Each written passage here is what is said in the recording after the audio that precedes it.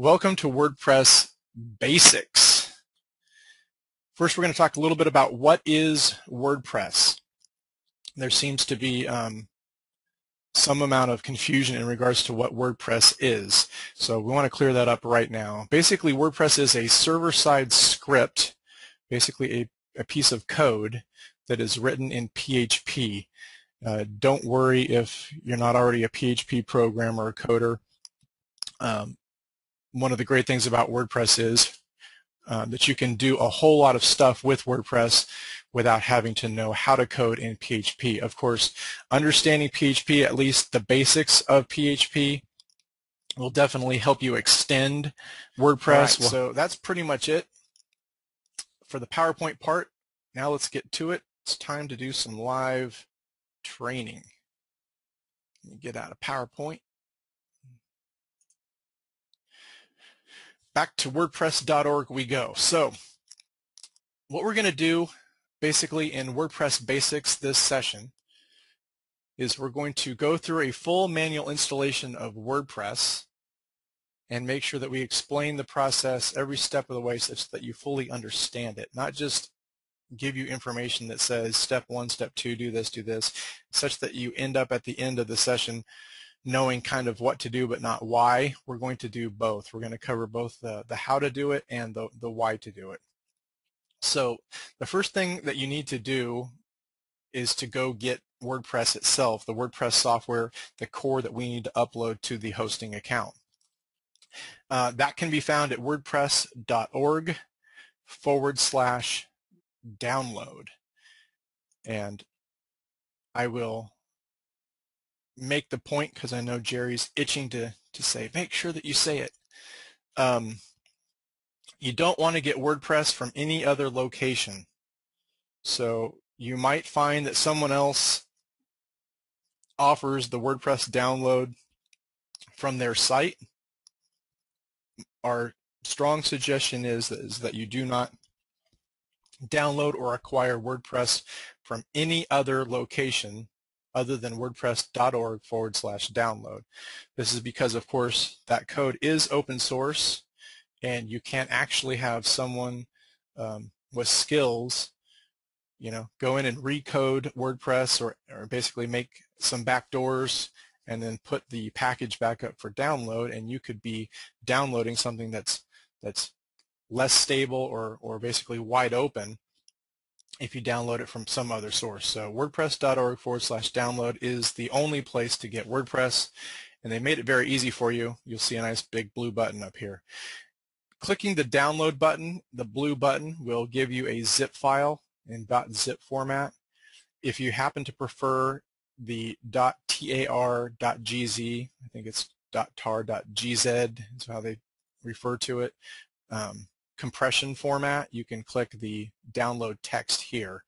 So I've already downloaded WordPress to save a little bit of time, so I'm not going to go through that process of it. Basically, I'll just click the button so you can see it brings up a window.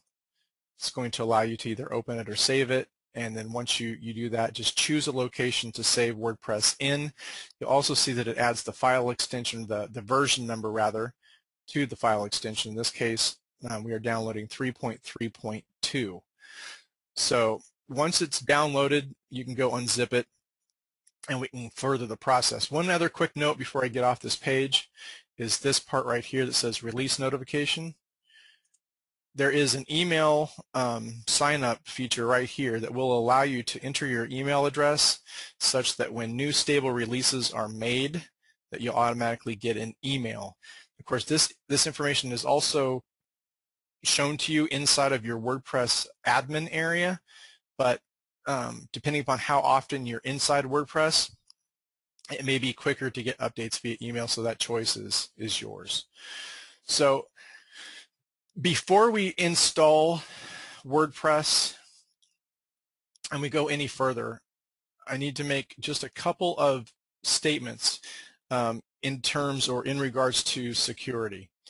When most people talk about WordPress security, they really talk about hardening WordPress itself. They talk about doing things to the WordPress installation to make it more secure.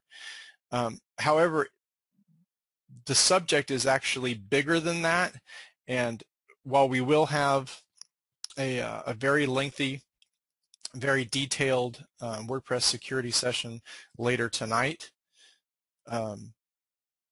what you need to know basically is this. There's about 30% of all the machines, especially if you're on a PC platform as opposed to a Mac, currently have some form of virus or malware installed on them. And the virus or malware can do a variety of different things, but one of the things that it can do is referred to as a keylogger. And if you have a keylogger installed on your PC and you don't know it, what can happen is each time that you basically go to a site and log in, it can actually log your keystrokes and send that data off-site. And if that's happening to you, basically, it doesn't matter how protective your usernames and passwords, how long and ugly they are for protection or security sake. If someone can just basically get your raw keystrokes, they have access basically into pretty much everything: cPanel, FTP, your WordPress installation, etc. So my first recommendation to you before you start installing WordPress on an area that you're really concerned with is to make sure that your machine is clean. For me, I basically use two. I'm only taking you over here to Malwarebytes, but Malwarebytes, bytes.org. They have a free and a pro version, but basically Malwarebytes is, for me, the best scanner I've found to basically scan your system to see if it finds any piece of tech that's running on your machine that you need to get rid of. I use the Avast. I use the paid version of Avast as my firewall and my virus preventer, basically, to try to stop getting viruses in the first place. And I use Malwarebytes to run on a semi-regular basis just to make sure that nothing got past Avast. For Jerry, you want to jump in? I forget. I think you're using just the version through Microsoft, right? Right, Microsoft Security Essentials. And that I think it's that product is more like Avast, correct? It's more like a firewall and a virus preventer. It's a firewall, virus preventer, and anti-malware all in one. Okay, so it does do. Yeah, they bought a bunch of companies and brought them together. So. Okay. Yeah. So now you have basically two different resources to look at: either Microsoft Security Essentials, which I believe is free, and yeah, it's free, but it only runs on Windows. So. Okay. Fortunately for Mac users, the issues are less, although there have been some Mac viruses out in the recent past. So not being a Mac user, you're going to want to look into that. I can't give you some intelligent training in regards to protecting yourself on a Mac. How about you, Jared?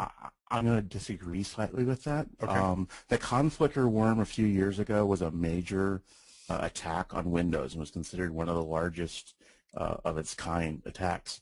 However, the oh man, I just went blank on it. The Mac flashback that we just had a few weeks ago actually infected more computers than the conflict worm did. It was actually a larger outbreak on Macintosh than was ever a single outbreak of one kind on the Windows machine. So just because you're on a Mac, don't think you're safe. You actually need to. They're going after Macs harder because people are thinking they're so safe. But fortunately, there's a lot of good software out there.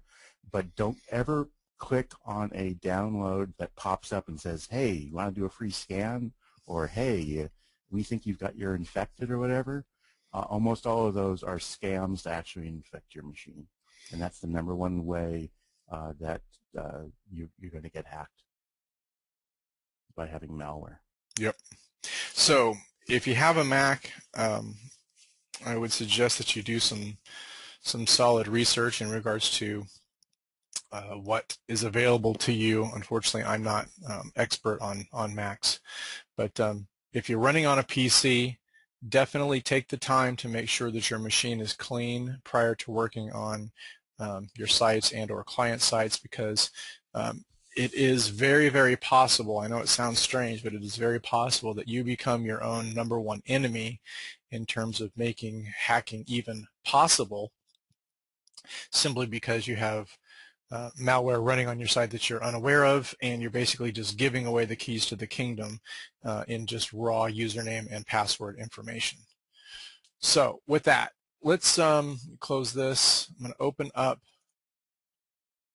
this folder and show you what we got going on.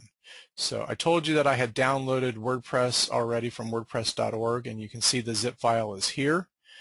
I then extracted the files, and once extracted, it actually drops off the WordPress version number. The folder that you will end up with just says WordPress. So before we go through the